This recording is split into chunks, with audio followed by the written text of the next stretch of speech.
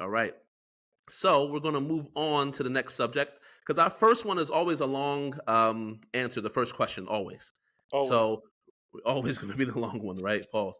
But the next one is why Gen Z and Gen Alpha are making teachers quit.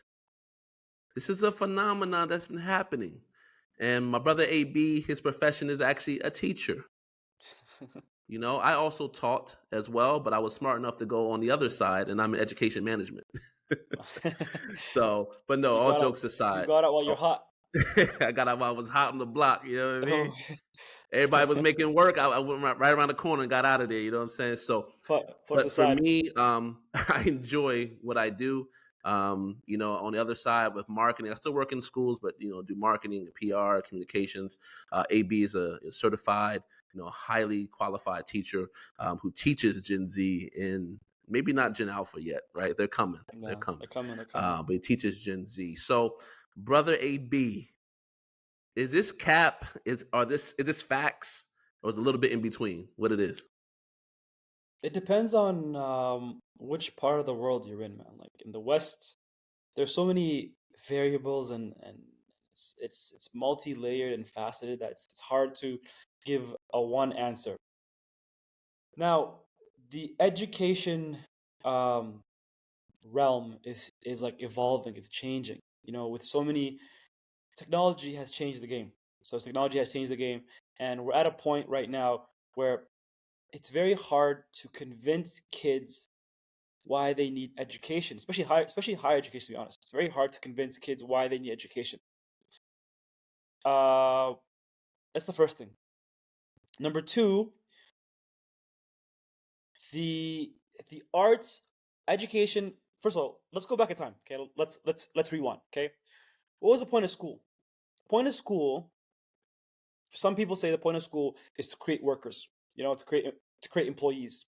Okay, if you look at the way the school system is set, and it's still like it's kind of outdated. Actually, not kind of. It is outdated, to be honest. And we are living now. It's the first time where students know more than teachers, or they can know more than teachers. You know what I'm saying? Like they have the ability to know the same knowledge, if not more. So that's the first. That's the first thing. Okay. Now, the personally, I think in the West, mainly in the West, because it's not really here. Like it hasn't reached here. It's it's behavior. That's from what I watch these videos. I see it online. I see it on social media. It's the behavior. It's that children are not. I remember growing up. I remember as a kid growing up. If I got a bad mark, it's my fault. Okay, it's my fault. My parents would come down on me. Why'd you get this mark? What was the reason? And if my reason wasn't valid, which is like not always, because technically life's about choices, right? I choose not to study. Like but now it's the opposite. It's the teacher's fault.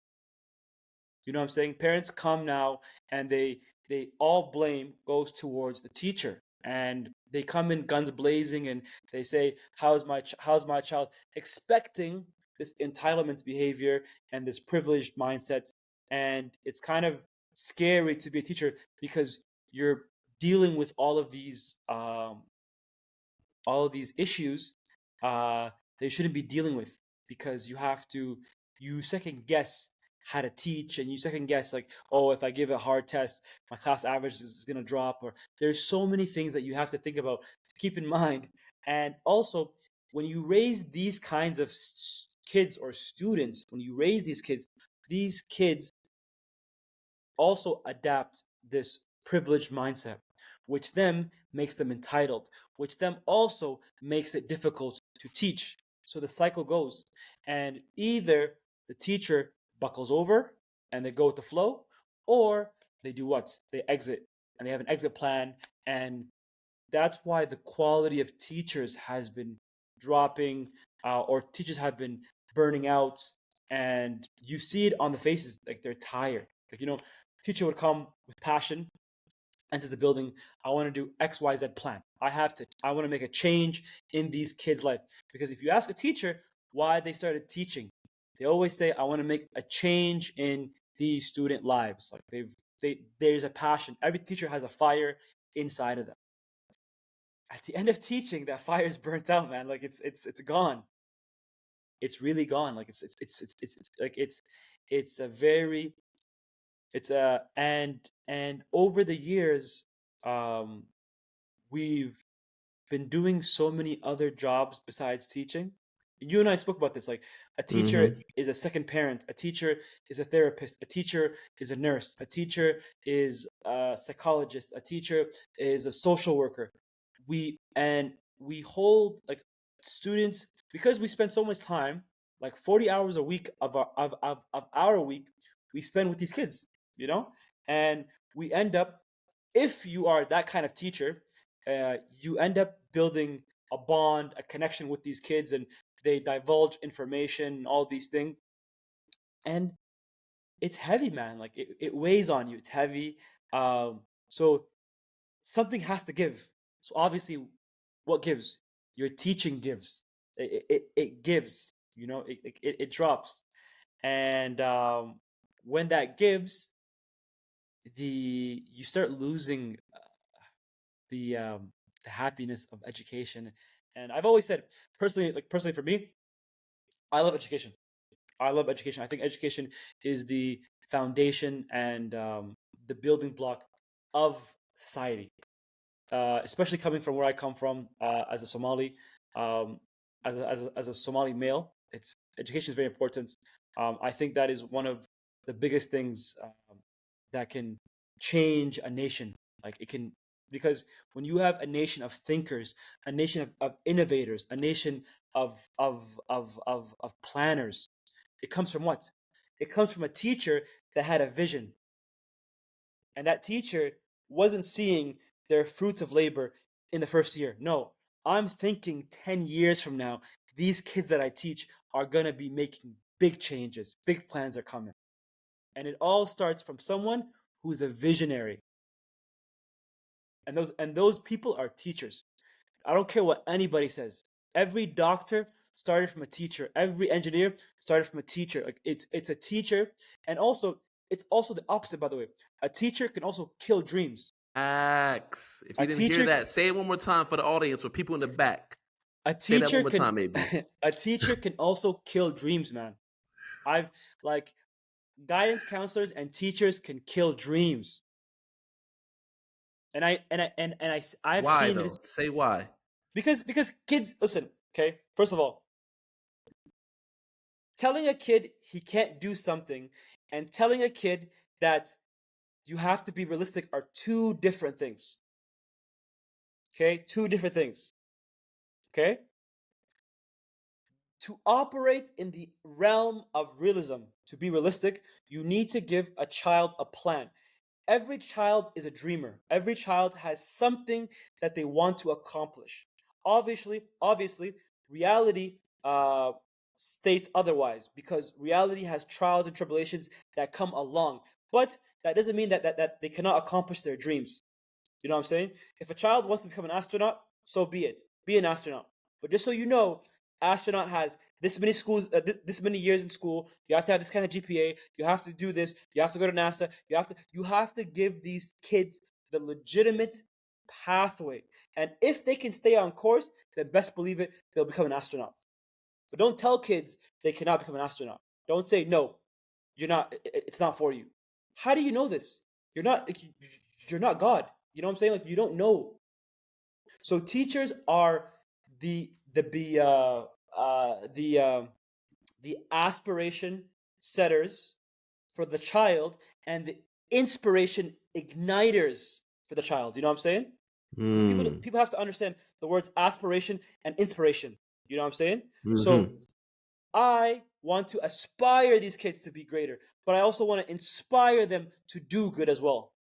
You feel me? So Yeah, you that's speaking. You speaking. that's Mm-hmm. the reality, bro. And a lot of dreams die because some teacher told these kids that they can't do it, whether it's based on race, whether it's based on culture, whether it's based on gender, whether it's based on creed. You know, like some teacher are haters. You know, they're just straight up haters. Yeah, AB reminds me of reading the autobiography of Malcolm X. And his teacher, when he was younger, he was getting great marks. But his teacher said, "You're never going to be a lawyer." I think that's what he aspired to be, a lawyer. And the teacher said, "No, that's not going to happen for you." But I never thought, I think that teacher would never thought that he was going to be Malcolm X, like the person that Facts. he was before he passed away. And so we can be dream killers by our tongue, right? And I think it was in one of the hadiths that talk about how the tongue is mightier than anything else, like in terms of how Then you can then the bring so death then to the people. sword. Then the sword Mightier than here. the sword, right? You bring Correct. death to people through your tongue and through backbiting, other things of that nature. So you're right, and that's why I wanted you to, yell it to the people in the back who can't hear, because we don't understand the power and privilege that we have as educators, Yeah, man. and what we can aspire, and what we can to inspire. You yourself, AB, could be an aspirational image to someone. It could be if I'm a Muslim, I'm a man, I'm Somali, right? Maybe I'm Canadian. You don't know what somebody's looking at you for, and that you're inspiring to be something, or you as yourself as a role model is aspirational. You don't True. know. And I really, really enjoy in my job that I'm not a teacher. But when alumni come back in the building, I'm one of the few people that they actually come looking for, True. waiting outside my office to say hello, tap in with Mr. Tyler. How you doing, brother? How's everything? Like, and just sitting there waiting for me. And I'm not a teacher, and I enjoy that so much. One of the most favorite moments of my job. And I'm not in the classroom with them. It's just who I was as a person. I was around them a little bit, spoke to them a little bit, and they still remember what I said. 4 years later, 6 years later, it's amazing. I want to tap into a couple things you said. And I want you to think about this. And this is some of the factors that people said have accelerated why teachers are quitting. Mm, Number one, they talked about COVID. mm. And I can't say that on YouTube because they'll ban me, but they talked about the vid and the True. lockdown True. and the effects that had on children. So that's number one. Number two, they spoke about education being outdated, like you said. Are we teaching things that are an approach in a way that's just not really there and galvanizing the energy of the kids and the attention of the kids, right? So that's number two. Number three, people have said this is a fatherless generation. Facts. Are the fathers in the house? Is it a complete household? Are parents distracted? Maybe you do have your parents, but they're working 2, 3 jobs, Hmm. right? So who is parenting and who is watching over and giving guidance to your children? Number three. And number four, and probably the one that we all identify with, social media has exposed everything to children at an earlier age. So as you said, also, they feel like they know more than you sometimes, or they feel like they can challenge you based on what their favorite influencer said, or a YouTuber said, or TikToker said, right? And it's like, no, I don't believe in that. People have different agendas and they feel like they're part of that agenda. They're part of what that movement is. And that goes counter against what the teacher is saying, or what this book is saying, or what this resource is saying, or things like that. So, out of those factors, what do you think is the one that's accelerating everything the most? Number three. Fatherless Fatherless behavior. generation. Yes. Yes. Fatherless behavior. Ooh, It's gonna I get. really believe It's. that too, but I want to hear from you. I really believe that too, but go ahead. You know what it is, man. As fathers, we have to be. So, my father had two rules in our household. Okay, this is my father. Okay, my father had two rules in our household. Okay, Shout out to your father. Shout out to him. shout out to my pops. And this is raising five boys in a Western country. Somali boys, active boys. You know how Somalis are, and his rules were very simple. And I've come to realize that when you raise boys, you have to keep it very simple. Okay, right? The way my father spoke to us was different than the way he spoke to my sister. So my father kept it very simple. Uh, in the household stuff, my mom ran it like a ship. Like she was on our ass all the time. She was honest, honest, honest all the time, right? And that's what a mother does. Like my mother raising 6 kids. Like she knew exactly what each one was doing, and this. So she was like, she's basically like, Mashallah. she's very detailed, you know. My father wasn't at all. My father was a hands off approach, but he gave us 2 rules. He goes, and he told us, like, he told each one of us, and it's funny because like now that we're older, we laugh back at it, but there's so much wisdom in it. And the 2 rules were: number one, don't mess with the deen. Like, don't get your deen messed up. Get your deen in order. Okay? Otherwise, there'll be problems. Okay? And the number 2 is, don't mess with your education. Keep your education in order. Otherwise, you and I will have problems. Okay? And I remember, and I'm like, so obviously as kids, like we obviously we did things. We did things, like kids always do things, but there's always a punishment or a repercussion awaiting for us. So my dad was active without being active, because we knew that if we did X, Y, Z, or whatever we did, then my dad's going to be involved. And the role of the father, because the mom is the nurturing, compassionate person that takes care of the kids. The father, obviously, father has compassion, but his more important role is disciplinary. Your father is your disciplinary, uh, especially for boys, because your father has to be active in your life, and education is one of those things where the father has to be involved. Not involved for every little thing. How's your quiz? How's this? No, he looks at the overall greater picture, because there's sometimes where my mom pressed me, but my dad never pressed me. My dad waited for the bigger picture, and if the bigger picture wasn't adding up, then he comes and gets involved into the to whatever was happening. You know, so he was more looking at the bigger image, and my mother was more so focused on the small things and all these things, and that was her role. Now, in today's kids, there's many things. There's broken families. There's two-parent households that both parents are working. Uh, so the kids basically doing whatever they want. And obviously, kids are kids. Like, how do we expect kids to know what's wrong, what's right when they're still young? There's 20-year-olds that don't know what's wrong, what's right. There's 30-year-olds that don't know what's wrong, what's right. So how are we to assume that kids can that they can discern what's wrong and what's right? It's not happening, you know. So number 3 to me is the biggest pivotal reason of fatherless absentee, neglect, and in order to correct not only the school systems and all these things, but there's other, and it goes back to what? It goes back to behavior. It goes back to behavior, man. You said that before too. The behavior, It goes yes. behavior. A lot of the issues that teachers are dealing with, and I can vouch for any teacher. A lot of the issues that teachers are dealing with is behavioral issues. That's it. If I'm teaching a 45-minute, 50-minute lesson, and 25 minutes goes to me doing classroom management, what really am I teaching, to be honest? Mm-hmm. You know what I'm saying? It's behavior. It's literally that. If I have a well-behaved class, or even like I have a well-behaved, like let's say a good behaved, fair behaved class, right? I can even handle 30 kids in a classroom. But the thing is, when you have 30 kids and there's behavioral issues, you are doing damage control. You're putting out fires. Mm-hmm. And Mm-hmm. when you put out fires, that requires energy. Energy takes away from your time. Your time is removed from your lesson. Do you see it? Do you see how the Yeah. equation flows? Yes.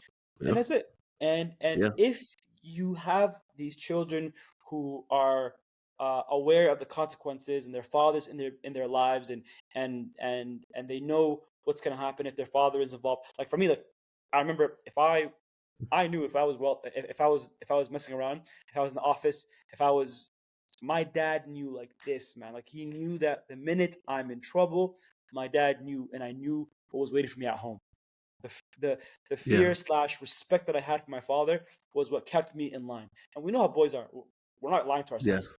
We know Yes. we know how boys are, man. Like it's boys know how to push the barrier. They know how to they're frequent line steppers. You know, it's true. Habitual line steppers. Habitual line steppers, man. We Yeah. know how boys are. Habitual line We're not. stepping. Yeah. I don't know when we became.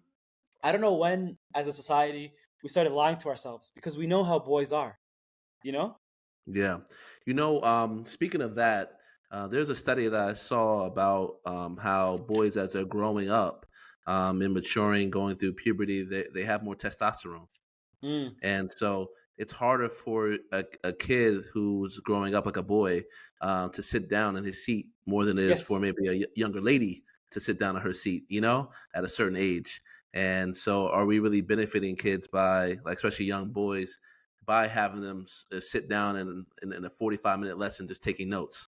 Oh, we're not. Versus actually being active, being tactile, hands-on more, so they can get around and engage and work with people and actually get out some of that testosterone in their body.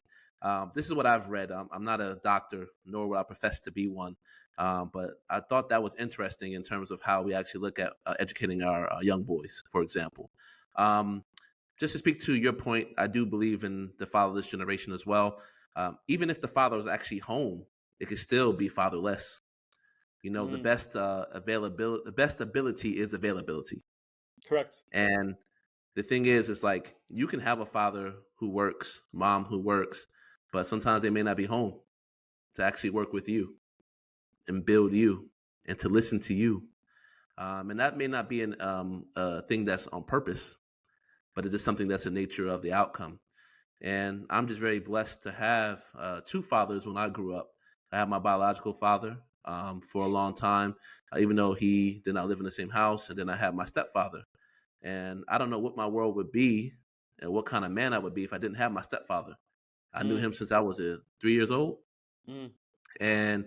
And he came into a situation with myself, my mom, and my brother, and he set the tone right away, and not in a mean way, just made me think more cerebrally about who I am as a person and what I am and what I want to do and what kind of standards we have as a family.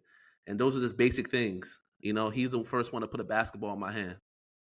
He's the one that talked to me about being in a suburban area, but also thinking urban because Mm. he's from Newark, New Jersey. He was the one that set the tone with my mother in terms of her role and what we should be doing in the household and what he should be doing in the household and how they come together to nurture and develop us as a team. If he wasn't around, I don't know what I would do because I have my mind of my own, and boys are hard, to really, really teach and to really get under control. And my father, even though he wasn't there, he had another family, right? And he got remarried and things like that. Shout out to my baby sister and my stepmother. Um, he talked to me about the rough side of life, about gangsters, the hoods, just people not caring, going through life, forget everybody, like the stuff that like didn't really require a lot of thinking, but you just had to apply it through. And he was the one that gave me the realness, the realistic perspective of what life is. No one cares about you. Only people Mm. who care is your family, your parents, like little things like that. And I'm very grateful for the father I had in my life. And so a mother can't be a father and a father can't be a mother. Facts. Say it again. One more time. I'm gonna say it again for the people in the back who couldn't hear me, even though I got a Facts. loud voice. A mother can't be a father, and a father can't be a mother. So we really need to work together, but we need fathers to be fathers, and we need them to be available. You don't have to be the smartest father. You don't got to make the most money, but you need to be available. And I guarantee you, if you're available, your kids are going to remember. They're not going to remember that 55-inch TV in the living room. They're not going to remember that Audi car that you guys drove in. But they'll remember that field trip that you went on. They'll remember that first time they got hit in their face and you were there to help them box. They're going to remember the time where you put money into their bank account when they were broke in college. They'll remember that. You know, there's And a so there's I a think there's a that's where we saying. need to be the more guidance. You So know, there's a saying, and I'm gonna end it the same this topic no with a doubt. saying. It's a very important saying. It's a very important expression. They say that people will forget the things you do for them, but they'll never forget how you made them feel. Yes, sir. You know what I'm Yes, saying? sir. Yes. And I think we can end it there like that. I Facts. think you hit the nail on the head like that. And that is the end of this topic. I really appreciate your insight, AB. You really set it Oh, off nicely when it comes to this. And I really think people need to hear this, especially the teachers. Shout out to all of y'all who go through it, especially the parents who are available as well. Shout out to y'all too, because the teacher, the parent, and the student make the great triangular relationship. We Facts. all got to do it together. You know what I mean? Facts. So, Facts. all right. So, topic 2, done. Donezo, right?